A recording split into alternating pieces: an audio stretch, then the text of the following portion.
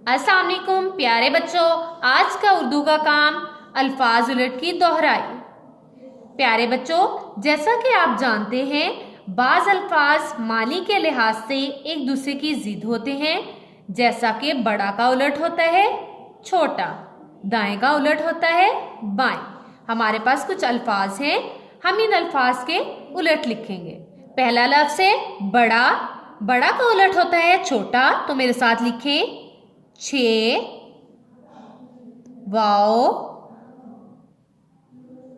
टे अलीफ, छोटा। अगला लफ्ज़ है दाएं।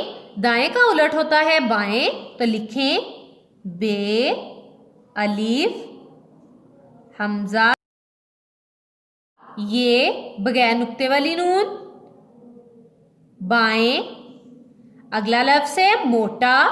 मोटा का उल्ट होता है पतला, तो लिखें पे, ते, लाम, अलिफ, पतला। अगला लफ्ज़ है ठंडा। ठंडा का उलट होता है गरम, तो मेरे साथ लिखें गाफ रे मीम, गरम। अगला लफ्ज़ है ऊपर। ऊपर का उलट होता है नीचे, तो मेरे साथ लिखें नीचे।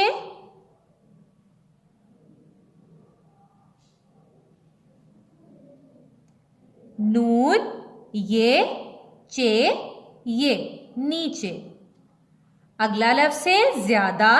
ज्यादा का उलट होता है कम, का, मीम, कम, तो ज्यादा का उलट है कम। अगला लफ्ज़ है साफ।